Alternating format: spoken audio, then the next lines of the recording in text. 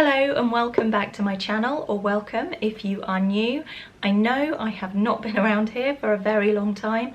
I will put a bit at the end of the video just explaining where I've been for the last while if you are interested, but otherwise let's just get on with it.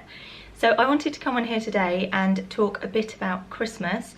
It's an incredibly expensive time of year, as everybody knows, and there is so much pressure surrounding Christmas and getting it right and doing things right, and that can be really difficult to then try and stay on a budget and achieve everything that you want to within Christmas. Now, we are big Christmas lovers in this house. It is the one thing that we do celebrate. We don't really do Easter and that sort of thing, but Christmas we do go a little bit all out. So I wanted to share some of the ways that we stick to a budget and have a more frugal Christmas.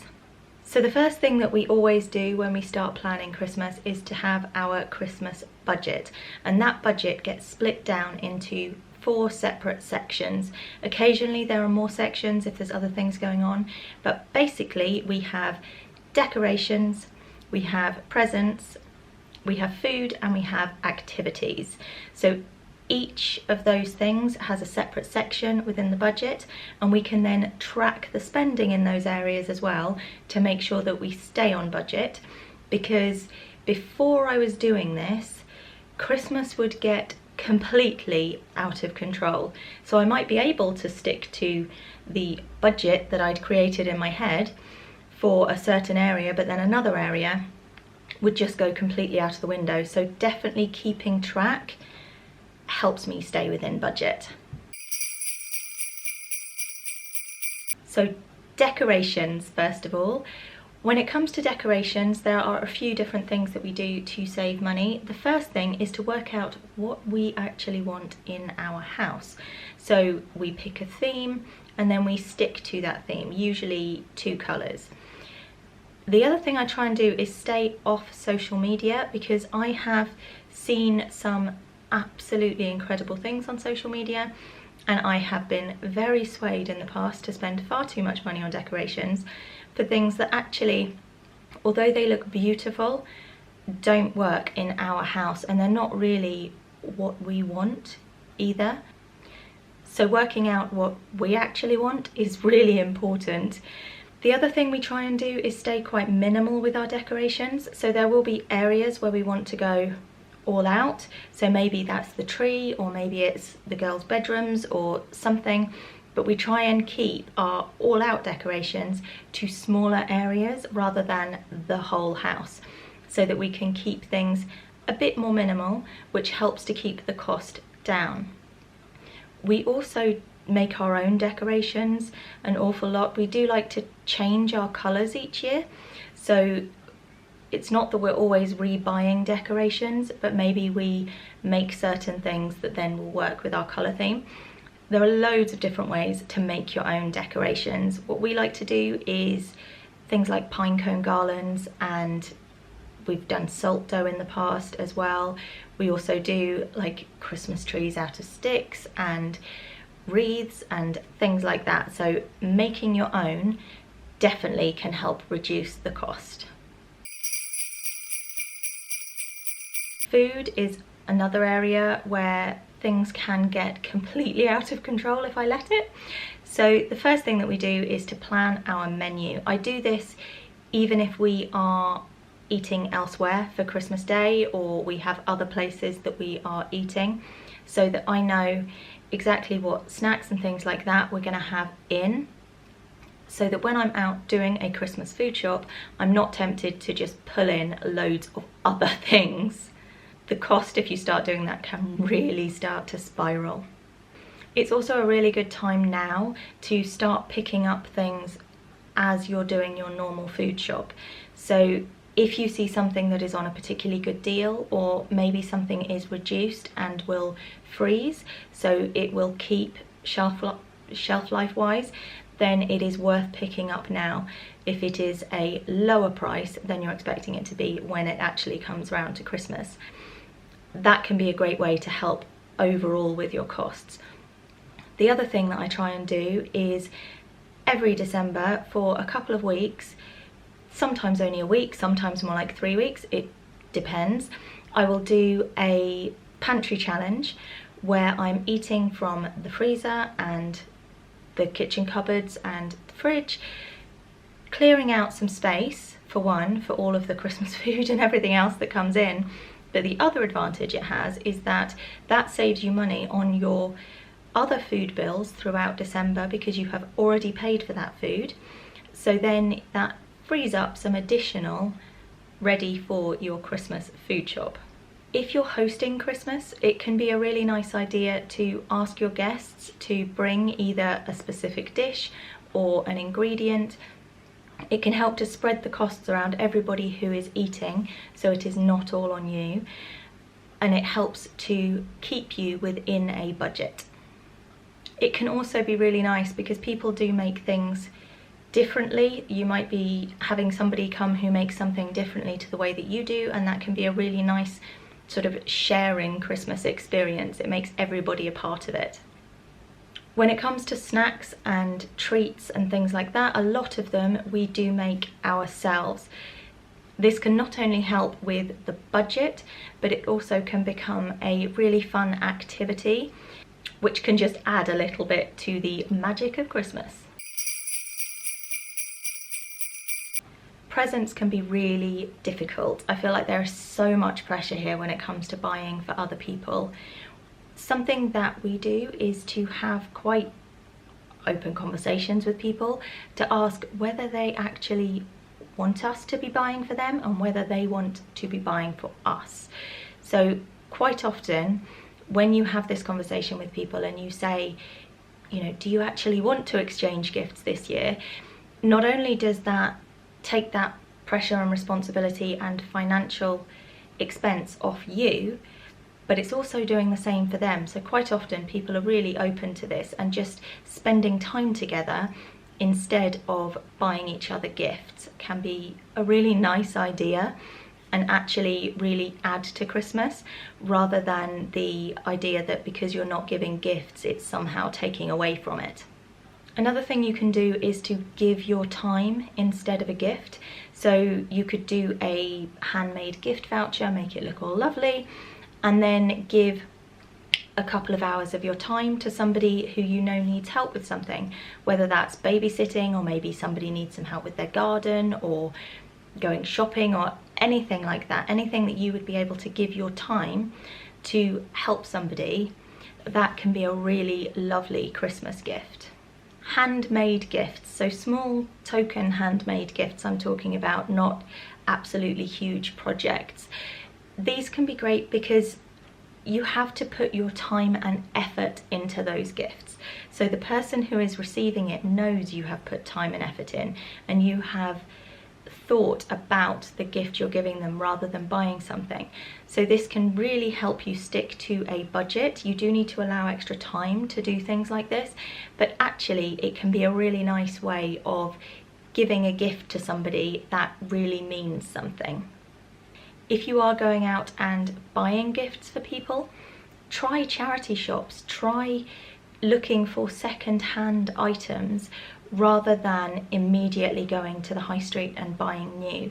This is great in terms of being eco-friendly, it's great in terms of your budget, but it's also really good in terms of the way you have to think a bit more about the gift that you're going to give. It's not as easy when you're doing it all second-hand necessarily to go and just pick something up for somebody, so it can make it a really thoughtful gift as well. When it comes to kids' gifts, this is an area where I feel there is a tremendous amount of pressure. My girls always seem to have a really long list of things that they want, and it's just not feasible to get them that list. So I always stick to the something they want, something they need, something to wear, and something to read, and then they have a stocking as well. It takes a lot of the pressure off in terms of the amount of money that we are spending at Christmas. We have a very strict budget for them, and then we can get those items out of that budget and they are covered. I would love to be able to get them loads of things at Christmas, but to be honest, that's not doing any of us any favours, because they will have way too much stuff then anyway, and they would have a very stressed me to deal with during January to try and work out where the money was supposed to come from for all of that. Activities around Christmas I always feel is really important. So like I said, we absolutely love Christmas in this house. It's a really big deal every year, and the Christmas activities that we do just spread it out. It really brings the magic of Christmas home. Every year we do an activity advent calendar. So this is 1st to the 24th of December, a different activity every day. This can include things like going out and doing different Christmas activities in the local area, but it can also include doing things at home. So things like family movie nights, we do hot chocolate stations. This is an area where we turn some of our snack making into different sort of events and activities that we do as a family. It's really lovely. It really brings us all together. It gives us a reason to be doing things all together rather than the girls wanting to be off, you know, doing things in their rooms as teenagers do. But these are all things that are generally free or very low cost. So things like if we're doing a movie night, we'll set up like a full pick and mix platter and have popcorn and all sorts of things. But that cost is very, very minimal compared to taking everybody out to the cinema. One of the girls' favourites every year always seems to be hot chocolate stations. Every year we now do hot chocolate stations. They absolutely love it. Also with activities, you will often find that there are a lot of different activities going on free of charge in your local area. So have a look and see what is going on around you, near you. Often there's things like Christmas light switch-ons, there will be Christmas markets, there will be carol services, all sorts of things. These kind of events can be just really beautiful, so fun to attend. The one thing that you do need to be careful of though is that there is a reason these events are free, and that is usually to get you to spend money elsewhere. So just be aware of that when you go to them. Go in with a game plan that you are doing it to save money rather than it costing you money, because otherwise your free activity could become very costly. Something else that we've been doing for the last couple of years, and this is usually one of our Christmas activities on our advent calendar, is going and seeing local Christmas lights. So there are Facebook pages across the country for different towns and cities and things where people are posting either their houses or their whole street where they've gone all out on their Christmas decorations on their houses, and they want people to come and see them. So we go onto the Facebook pages, we find out where we want to go, and then we do like a Christmas tour of all the lights, and it's just lovely. So those are just a few of the ways that we try to have a more frugal Christmas. I hope that has given you some ideas. I would love to hear your ideas, so pop them below.